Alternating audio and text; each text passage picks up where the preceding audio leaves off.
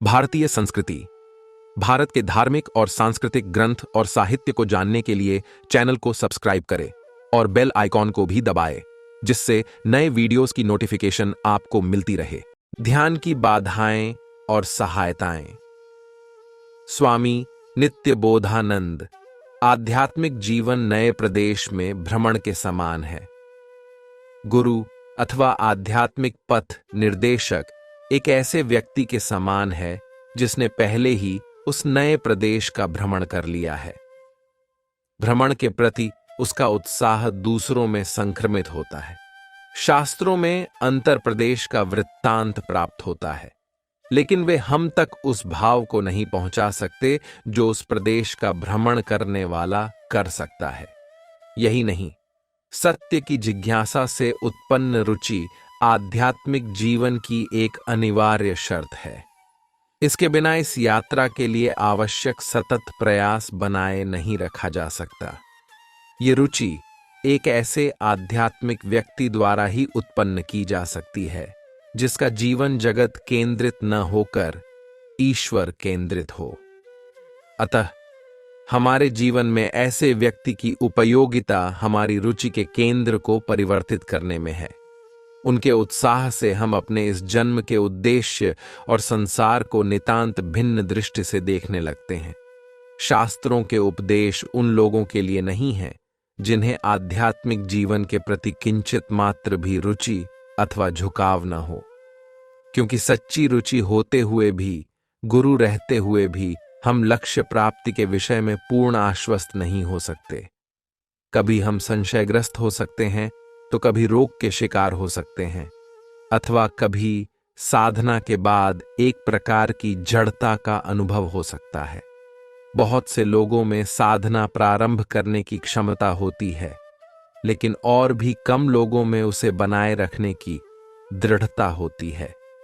इन मानवीय दुर्बलताओं का पूर्वानुमान करने तथा तद्विषयक निश्चित निर्देश प्रदान करने वाले योग विषयक ग्रंथों ने 9 प्रकार की बाधाओं का उल्लेख किया है। शारीरिक रोग व्याधि, यह पहली बाधा है। शास्त्रों का दावा है कि योगाभ्यास से ही देह स्वस्थ रहती है, लेकिन योगाभ्यास से देह पूरी तरह परिवर्तित नहीं हो सकती। इससे शरीरस्थ ग्रंथियों के रसों का निरसन अधिकतम मात्रा में हो सकता है तथा अन्य दैहिक क्रियाएं सुचारू रूप से हो सकती हैं, लेकिन जन्मजात और प्रकृतिगत दोष दूर नहीं हो सकते। साधक को यह बात ध्यान में रखनी चाहिए और जन्मजात भौतिक दोषों की बाधा को दूर न कर पाने के कारण हताश नहीं होना चाहिए। सतत अभ्यास से उसकी इच्छा शक्ति में वृद्धि होगी। यही कारण है कि अद्भुत इच्छा शक्ति वाले ऐसे अनेक आध्यात्मिक दिखाई देते हैं जिनकी देह प्रायः दुर्बल होती है। वे अपनी शारीरिक अवस्था की उन्नति नहीं कर पाते, किंतु इच्छा शक्ति, व्यक्तित्व व चरित्र का निर्माण कर लेते हैं। स्त्यान, प्रमाद, आलस्य और निद्रा। जिस इच्छा शक्ति की हमने अभी बात की, उसकी आवश्यकता अन्य 3 संभावित बाधाओं से बचने के लिए भी है। वे हैं स्त्यान, प्रमाद और आलस्य। उत्साह के अभाव में तथा मन को एकाग्र करने में असमर्थ होने पर स्त्यान उत्पन्न होता है। ऐसे अनवधान और मन के असहयोग की स्थिति में इच्छा शक्ति का उपयोग ही एकमात्र उपाय है। मैंने इसके पूर्व अभी तक सफलता अर्जित की है, अतः मैं मन को एकाग्र कर सकता हूं। ऐसा संकल्प कर हमें उस मनोभाव विशेष को समाप्त कर देना चाहिए। आध्यात्मिक प्रयास को तिरोहित करने वाले अथवा उसको उठने न देने वाले तमोगुण से अभिभूत होने पर हम इच्छा शक्ति के द्वारा अपना उत्साह पुनः प्राप्त कर सकते हैं। मिक शक्ति और ऊर्जा का प्रयोग न कर पाना प्रमाद है और न करने की इच्छा आलस्य है। शक्ति के अभाव में हम कार्य नहीं कर पाते। हमारी कार्य के प्रति अनिच्छा प्रयत्न के अभाव के कारण होती है। इन दोनों को केवल इच्छा शक्ति द्वारा ही दूर किया जा सकता है। यदि शक्ति का सचमुच अभाव हो, जैसा कि शारीरिक थकान के अवसरों पर होता है, तो पूर्ण विश्राम किए बिना कुछ नहीं करना चाहिए। यदि काल्पनिक थकान हो तो ध्यान की पद्धति में परिवर्तन अथवा ध्यान में उपयोग किए जाने वाले प्रतीक को बदलकर देखना चाहिए। ऐसे परिवर्तन से निश्चित रूप से नई रुचि पैदा होगी। संशय और असावधानी। एकाग्रता के लिए शक्ति और इच्छा शक्ति ही पर्याप्त नहीं है। हमें निरंतर संशय रहित हो अभ्यास में सतत लगे रहना चाहिए। संशय इस प्रकार पैदा हो सकते हैं: क्या मैं ठीक पथ पर अग्रसर हो रहा हूं? क्या मैं इन साधनों द्वारा जिनका मैंने आश्रय लिया है लक्ष्य प्राप्त कर सकूंगा? इत्यादि। विश्वासघन मूर्ति गुरु का सान्निध्य ही ऐसी शंकाओं का इलाज है। इसके अतिरिक्त साधना पथ पर अग्रसर होने वाले सहयात्री अपने अनुभवों के आधार पर हमें उत्साह और विश्वास प्रदान कर सकते हैं। हम यहां उस दार्शनिक संशय का उल्लेख नहीं कर रहे हैं जो चेतना के दो स्तरों के संघर्ष से उत्पन्न होता है तथा जो विरोधी विचारधारा का भाई है, लेकिन हम उस संशय की चर्चा कर रहे हैं जो विश्वास रूपी तेल के अभाव में आध्यात्मिकता की लौ को जलाए रखने में असमर्थ होता है। संशय की निकट संबंधी है असावधानी। यहां मनन का अभाव नहीं होता, लेकिन प्रत्येक स्तर पर उचित कदम उठाने की सावधानी का अभाव होता है।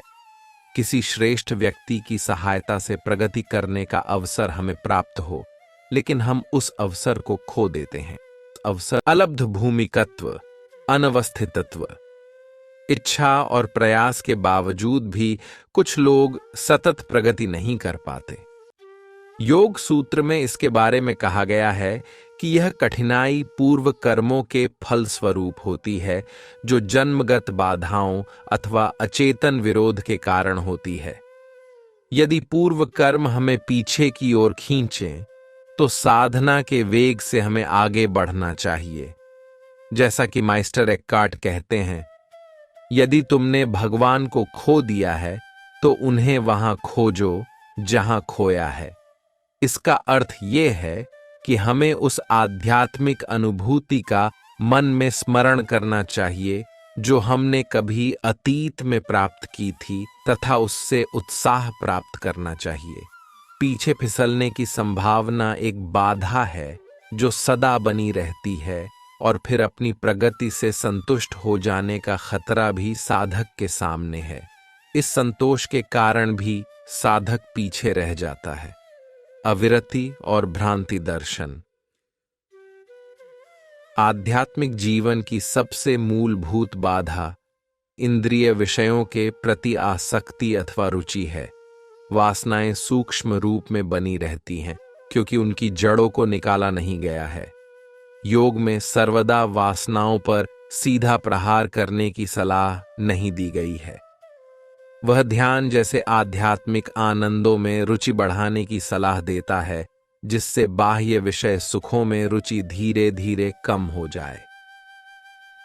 आध्यात्मिक आनंद का अधिकाधिक अनुभव उस मनःस्थिति से भी छुटकारा दिलाने में सहायक होगा जिसमें विषयासक्ति एवं संसार आसक्ति का जन्म होता है। सिद्धियां और चमत्कारी शक्तियां आध्यात्मिक जीवन की अंतिम बाधाएं हैं जो साधक के समक्ष उपस्थित हो सकती हैं। समाधि की शांति और सुख का चमत्कारी शक्तियों के साथ विनिमय नहीं हो सकता। सिद्धियों से व्यक्ति में समूल परिवर्तन नहीं होता, लेकिन समाधि से होता है। प्रायः जब साधक को ध्यान में सुखद अनुभूति होती है और यह निश्चित रूप से समाधि नहीं होती, तो वह उस अनुभव को पुनः प्राप्त करना चाहता है।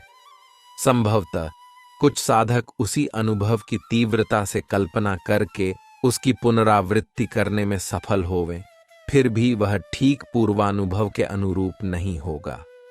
प्रथम अनुभूति अपने आप और बिना चाहे हुई थी, लेकिन दूसरा अनुभव उसकी विशेष रूप से कामना के फलस्वरूप हुआ।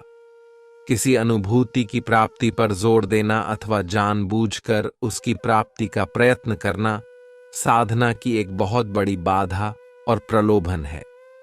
अपनी आध्यात्मिक अनुभूति का तत्काल मूल्यांकन करना तथा उसे दूसरों को बताना आध्यात्मिक जीवन का एक बड़ा प्रलोभन अथवा बाधा है। हमारे वैषयिक मानसिक दृष्टिकोण के कारण हम सभी की अपने आध्यात्मिक अनुभवों की दूसरों के अनुभवों से तुलना करने की प्रवृत्ति को प्रोत्साहन मिलता है। मैं भले ही यह कहूं कि मुझे कल की तुलना में आज अच्छी नींद नहीं आई, अथवा इस होटल की काफी उस होटल की काफी की तुलना में अच्छी नहीं है, लेकिन आध्यात्मिक स्तर पर इस प्रकार की तुलनाएं करने से आध्यात्मिक अनुभूति की निरंतरता ही भंग नहीं होती, जो कि एक अचेतन प्रक्रिया है, अपितु व्यक्तिगत अहंकार की भी वृद्धि होती है, क्योंकि तत्काल किया गया मूल्यांकन एक वैश्विक उपलब्धि होती है तथा इससे स्वाभाविक ही अहंकार की वृद्धि होती है। आध्यात्मिक जीवन में कोई भी तथाकथित उपलब्धि नहीं है। हम केवल अपनी अंतर्दृष्टि पर पड़े पर्दों को हटाते जाते हैं। पर्दों को हटने का भान होना यानी पर्दों का भान होना है। अतः पूर्ण तनावहीनता अथवा पूर्ण शरणागति का भाव सर्वश्रेष्ठ भाव है, जिसमें न तो अपनी अनुभूतियों का मूल्यांकन होता है और न ही तुलना। हम जीवन जीते मात्र हैं। हम उसके बारे में दूसरों से चर्चा तक नहीं करते, क्योंकि दूसरों को बताने से अनुभूति की तीव्रता नष्ट हो जाती है। यदि कभी हमें चरम साक्षात्कार होवे, तभी हम अपनी आध्यात्मिक अनुभूति के आनंद को दूसरों को बता सकते हैं तथा उनके साथ बांट सकते हैं। ध्यान में सहायताएं। एक स्वस्थ शरीर में एक संतुलित मस्तिष्क, विश्वास तथा आध्यात्मिक गुरु का सान्निध्य आध्यात्मिक जीवन की सबसे महत्वपूर्ण सहायताएं हैं। यह पूछा जा सकता है, क्या अस्वस्थ शरीर वाले व्यक्ति के लिए आध्यात्मिक जीवन की कोई संभावना नहीं है? अगर मस्तिष्क स्वस्थ और संतुलित हो तो शारीरिक दोषों की बाधा का अतिक्रमण किया जा सकता है। कुछ समय तक, जब तक कि शिष्य अपने आध्यात्मिक जीवन का निर्माण न कर ले, अर्थात ध्यान और विवेक विचार की कला न सीख ले, जब तक ये साधनाएं उसके लिए सहजात प्रवृत्तियों का न ले लें, तब तक गुरु के सान्निध्य में वास करना चाहिए। ऐसी परंपरा है। जिनमें आध्यात्मिक जीवन के प्रारंभ में विश्वास की कमी होती है, वे गुरु के सान्निध्य में उसे ग्रहण कर सकते हैं, क्योंकि गुरु एक श्रद्धा संपन्न व्यक्ति होता है और उसकी श्रद्धा तथा दृढ़ विश्वास संक्रामक होते हैं। आध्यात्मिक जीवन का उद्देश्य हम में उस विशुद्ध चेतना को जागृत करना है जो किन्हीं बाह्य सीमाओं से आबद्ध नहीं होती। जगदातीत आत्मा का ज्ञान प्राप्त करना लक्ष्य है। ये ज्ञान अपरोक्ष होता है। बुद्धि या शुद्धिकृत विचार द्वारा प्राप्त ज्ञान केवल परोक्ष ज्ञान होता है, जिसमें हम अपने अहं का ज्ञान प्राप्त करते हैं, किंतु दृष्टा आत्मा का नहीं। विशुद्ध आत्म चैतन्य का जागरण किसी बाह्य उपाय के द्वारा नहीं हो सकता। फिर भी कुछ अनुकूल व्यावहारिक भौतिक परिस्थितियां आवश्यक हैं जिससे आत्म चैतन्य प्रकट हो सके। इसे समझाने के लिए कमल का दृष्टांत दिया जा सकता है। कमल कीचड़ से उगता है, लेकिन वह स्वयं कीचड़ नहीं है और न ही कीचड़ द्वारा सीमित अथवा उस पर निर्भर है।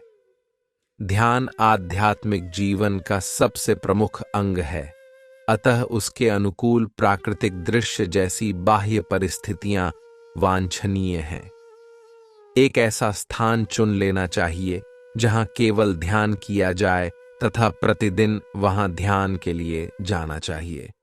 अत्यधिक हवा, अत्यधिक प्रकाश और बहुत कोलाहल युक्त वातावरण ध्यान के अनुपयुक्त हैं।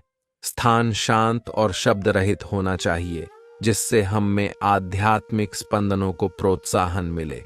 ध्यान के स्थान के पास संतों और महात्माओं के चित्र रखो, जिससे तुम्हारा मन सहज ही उनका चिंतन कर सके और आसानी से तुम्हारा मन उनमें लग सके। इसके बाद ध्यान और कैवल्य नामक समाधि रूप मुक्तावस्था की प्राप्ति के योगोक्त 8 अंगों का अनुष्ठान है। योगाभ्यास का उद्देश्य हमारे स्वभावगत चिंतन और प्रवृत्तियों के विपरीत चिंतन करना और सहज प्रवृत्तियां उठाना और उनका पुनर्निर्माण करना है। हमारे मन में सदा हिंसा, छल, अनधिकार अर्जन, काम, लोभ आदि के विचार उठते रहते हैं। उन्हें दूर करने अथवा दबाने की बात योग में नहीं की गई है। उनके स्थान पर अहिंसा, सत्य, अस्तेय, ब्रह्मचर्य और अपरिग्रह के विचारों को उठाने का उपदेश दिया गया है। इन्हें दूर करना अथवा दबाना नकारात्मक प्रक्रियाएं हैं, जिनमें बहुत सी शक्ति क्षय हो जाती है, जबकि उनके स्थान पर सकारात्मक सद्गुणों का निर्माण एक वास्तविक उपलब्धि है। इन 5 सद्गुणों का विकास यम नामक प्रथम अंग है। दूसरा है नियम, अर्थात संतोष के भाव का विकास करना। यदि हम उपर्युक्त सद्गुणों का विकास न कर सकें तो कुछ आसान बातें सीखी जा सकती हैं, यथा दूसरों के कल्याण में प्रसन्नता का भाव बनाना, दुखी लोगों के प्रति करुणा का भाव रखना आदि सामाजिक सद्गुण। योग में अन्य बातों के साथ इन सामाजिक सद्गुणों पर भी बल दिया गया है। इसका उद्देश्य हमारे मन में इस बात को बिठाना है कि योगी केवल एक ऐसा व्यक्ति नहीं है जो वन अथवा एकांत में रहता है। वह समाज में रहता है तथा एक समुचित सामाजिक दृष्टिकोण युक्त व्यक्ति होता है। दूसरों के सुख में प्रसन्न होना, दुखी जनों के प्रति सहानुभूति, अपने सहमानवों के सत्कर्मों में आनंद का अनुभव करना और दुष्ट जनों अथवा असत कार्य करने वालों के प्रति उपेक्षा का भाव रखना चाहिए। इस तरह हम दूसरों की आध्यात्मिक प्रगति से उत्पन्न होने वाली ईर्ष्या से मुक्ति, दुष्टों के प्रति घृणा, क्रोध और तथाकथित धार्मिक रोष से छुटकारा तथा गरीब और दुखी लोगों के प्रति उपेक्षा के भाव से छुटकारा पा सकते हैं। तीसरी साधना है आसन। ध्यान के लिए सर्वोत्तम आसन वह है जिसमें हम लंबे समय तक आराम से तनाव रहित बैठ सकें तथा जिसमें मेरुदंड, गर्दन तथा सिर सीधे रहें। ऐसे आसन में हमारे मन में उच्चतर विचार उठते हैं। हमारा मन ऊर्ध्वगामी होता है। चौथा अंग प्राणायाम है, यानी संतुलित श्वास प्रश्वास। विचारों और श्वास प्रश्वास में घनिष्ठ संबंध होता है, अतः संतुलित श्वास प्रश्वास से मन को संतुलित किया जा सकता है। ऑक्सीजन के आहरण में वृद्धि कर हमारे अंतर को शुद्ध करने की क्षमता प्राणायाम में है। इसके साथ ही वह चेतना के निम्न केंद्रों को आरामदेह उष्णता प्रदान कर जागृत भी करता है। पंचम अंग है प्रत्याहार, अर्थात विभिन्न वस्तुओं और विषयों की ओर जाने अनजाने में बिखरे मन को भीतर खींचना। इस प्रत्याहार की तुलना एक मछुए द्वारा एक विस्तारित स्थान में फैलाए गए जाल को धीरे धीरे खींचने से की जा सकती है, जिसके द्वारा वह अपने प्रयास की लक्ष्य मछलियों को एक स्थान पर एकत्र कर लेता है। इस प्रत्याहार की अवस्था से साधना के वास्तविक आध्यात्मिक पक्ष का प्रारंभ होता है।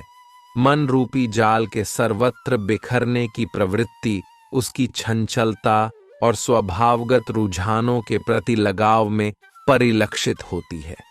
स्वभावगत वृत्तियों की ओर मन के झुकाव को रोकना होगा, क्योंकि शुभ वृत्ति भी ध्यान में सहायक नहीं होती।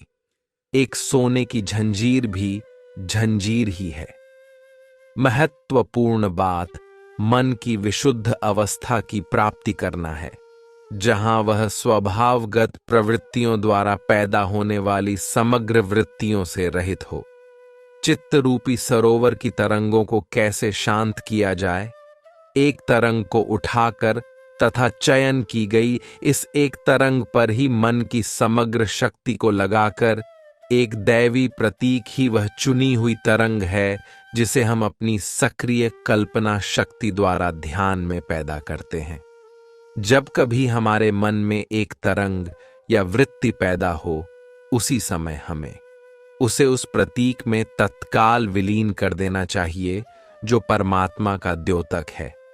इस प्रकार मन की बहिर्मुखी शक्ति इस प्रतीक को जीवंत बना देती है। उद्देश्य की यह निष्ठा छठा सोपान है। एक प्रकार की वृत्ति को बार बार उठाने से तथा उद्देश्य की एक निष्ठता से चित्त एक ही विषय के साथ बंध सा जाता है। यह मानो एक प्रकार का बाह्य झुकाव रहित आत्मसम्मोहन है।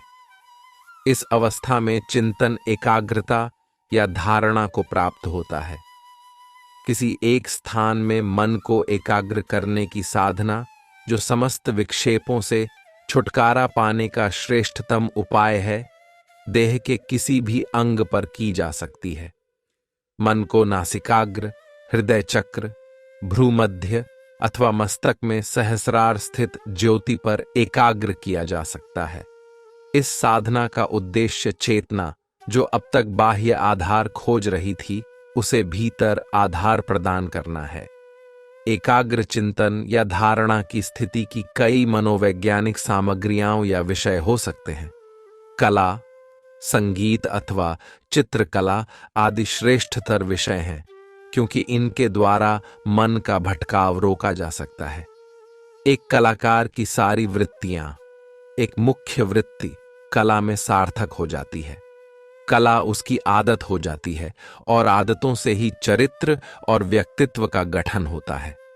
जब हम यह कहते हैं कि कला एक आदत के रूप में उसका व्यक्तित्व और चरित्र बन जाती है, तब हमारा अर्थ यह है कि उसके द्वारा चुना गया कला का आदर्श उसकी चेतना पर छा जाता है तथा उसके जीवन की प्राणदायिनी शक्ति, उसकी इच्छा तथा उसके जीवन की मुख्य भावना बन जाता है। जब साधक ध्यान के लिए चुने गए अपने इष्ट प्रतीक को चेतना में रूपांतरित करता है, तब वह कला प्रतीक को चेतना और इच्छा में प्रतिष्ठित करने का ही कार्य करता है। मान लो किसी ने बुद्ध को ध्यान के लिए प्रतीक के रूप चुना है। अब जब कभी मन में कोई विचार उठता है, तब वह उसके ऊपर बुद्ध के चेहरे की कल्पना करेगा तथा उस विचार को बुद्ध के मुखमंडल से आवृत कर देगा। फिर धीरे धीरे बुद्ध चेतना में विलीन हो जाते हैं। तब फिर बुद्ध नहीं रहते। दूसरे शब्दों में बुद्ध कालातीत हो गए हैं। जब बुद्ध एक आध्यात्मिक निश्चिंतता को पीछे छोड़कर चेतना में विलीन हो गए हों, तब समझना चाहिए कि ध्यान अच्छा हुआ है। यह निश्चिंतता भी कि मैंने ध्यान अच्छा किया है, ध्यान के समय विद्यमान नहीं रहती। वह बाद में स्मृति की सहायता से जागती है। गहरे ध्यान के क्षणों में हम निर्बीज अथवा निर्विकल्प चेतना की एक ऐसी अवस्था को प्राप्त होते हैं, केवल जहां मन में कोई विचार नहीं बचता। उस क्षण में विशुद्ध अहम साक्षी अविभक्त भेद रहित साक्षी विद्यमान रहता है। अन्य सभी विचार समाप्त हो जाते हैं। यही नहीं, सारी आत्म प्रतीति नष्ट हो जाती है। ऐसे में ध्यान में ध्याता को यह बोध नहीं रहता कि कौन ध्यान कर रहा है। आत्म प्रतीति का यह लोप, जिसकी तुलना प्रगाढ़ निद्रा में होने वाले आत्म प्रत्यय के लोप से की जा सकती है, साधना की अंतिम अवस्था है। यह समाधि कहलाती है। ध्यान में हमारा मन क्रमशः अपनी आत्म प्रतीति खोता जाता है। ध्यानरत हमारे मन की कहानी उस नमक के पुतले की कहानी सदृश है, जो समुद्र की गहराई नापने गया और सूचना देने के लिए वापस नहीं लौटा। गहरे ध्यान का अनुभव शब्द और विचार के परे है। इसी बात को श्री रामकृष्ण दूसरे प्रकार से कहा करते थे। वे कहते थे कि जब वे समाधि के अनुभव का वर्णन करना चाहते हैं, तभी मां जगदम्बा उनका मुंह बंद कर देती हैं। ऐसी सभी अवस्थाओं में जब साक्षी भाव अथवा दृष्टा भाव सुदृढ़ होता है, आत्म प्रतीत विलुप्त होती है। कल्पना करते समय, गहरी कलात्मक अनुभूति के समय देश और काल का हमारा बोध नष्ट हो जाता है। हम केवल यही कह पाते हैं कि हम अपने आप को भूल गए थे। दूसरे शब्दों में, इन अवस्थाओं में हमारी एकाग्रता हमारी जानकारी के बिना, हमारे प्रयत्न के बिना बढ़ जाती है। मान लो मैं किसी पर्वतीय एकांत में बिना किसी व्यवधान के निवास कर रहा हूं। मैं आसानी से नीचे स्थित नगर में जा सकता हूं, जहां भीड़ है, सिनेमा और होटलें हैं तथा मनोरंजन के अन्य साधन हैं। मैं इस नगर में जाना पसंद करता हूं। इसका कारण यह है कि वहां पर मन को विक्षिप्त करने वाली विभिन्न वस्तुओं द्वारा घिरे रहने के कारण वे अनायास ही मेरे ध्यान को आकर्षित कर लेती हैं। इसके कारण पर्वतीय एकांत स्थान में सीमित मेरी चेतना क्रमशः विस्तारित हो जाती है। मेरी प्रतीति का अचेतन विस्तार मुझे सुख प्रदान करता है। ध्यान करते समय प्रतीक के चिंतन से उत्पन्न हमारी चेतना का होने वाला विस्तार अनायास ही आत्मा की ओर मुड़ जाता है। जिन लोगों का ध्यान अच्छा होता है, उनके आध्यात्मिक आनंद का यही कारण है। बुद्ध जैसे प्रतीक का ध्यान करने से मेरी चेतना का विस्तार आपाततः प्रयत्नपूर्वक होता है। दूसरी अवस्था में इस विस्तार को ध्यान में आत्मसात किया जाता है। इस तरह आत्मसात किए बिना वास्तविक ध्यान नहीं हो सकता। जब तक हम प्रतीक के स्तर पर ही हैं, तब तक ध्यान प्रारंभ नहीं होता। वह केवल मन को बलपूर्वक एकाग्र करना मात्र होता है। हम जानबूझकर प्रयत्नपूर्वक ध्यान प्रतीति को आत्मसात नहीं कर सकते। यह एक अचेतन प्रक्रिया है। हम केवल इतना ही कर सकते हैं कि अपनी विस्तारित चेतना को आत्मा के द्वार पर प्रस्तुत कर दें तथा पूर्वाग्रह रहित हो शरणागत भाव से प्रतीक्षा करें। सभी आध्यात्मिक साधना पद्धतियों में साक्षात्कार के पूर्व एक पूर्वाग्रह रहित उन्मुक्त अवस्था का उल्लेख किया गया है। ऐसा करते समय वे साधन पद्धतियां उस क्षण का वर्णन करती हैं जब प्रतीक के द्वारा व्यापक हुई चेतना अनायास ही आत्म चैतन्य की ओर प्रवाहित होती है। उसके आत्म चैतन्य में विलीन होने पर स्वप्रतीति नष्ट हो जाती है, लेकिन हमें आनंद की अनुभूति होती है। हमें ध्यान में कालातीत अवस्था का आस्वादन प्राप्त होता है। समाधि की अनुभूति होने पर हमारा रूपांतरण हो जाता है। हमारी जीवन धारा बदल जाती है। हम पूर्ववत खाते पीते, सोते तथा विभिन्न लौकिक कर्म करते रहते हैं, लेकिन द्वंद्व नहीं रहते। क्रोध, ईर्ष्या, काम अथवा वासनाओं का प्रभाव नहीं रहता। हमारा जीवन निरंतर भगवत सान्निध्य तथा दूसरों को उसका आनंद प्रदान करने के एकमात्र उद्देश्य से उद्भासित हो उठता है। गहरे प्रेम में डूबे व्यक्ति को जिस प्रकार अपने प्रियतम का मुख ही सर्वत्र दिखता है, उसी प्रकार समाधिवान अथवा जीवन मुक्त व्यक्ति सर्वत्र परमात्मा का दर्शन करता है। इस एकत्व की भावना में दुख, पीड़ा, सहायता अथवा वासना का प्रश्न ही नहीं उठता, क्योंकि हमें सर्वत्र एकत्व की प्रतीति होती है। हम विस्तारित हो विश्व व्यापक हो जाते हैं अथवा विश्व हमारे हृदय में घनीभूत हो जाता है।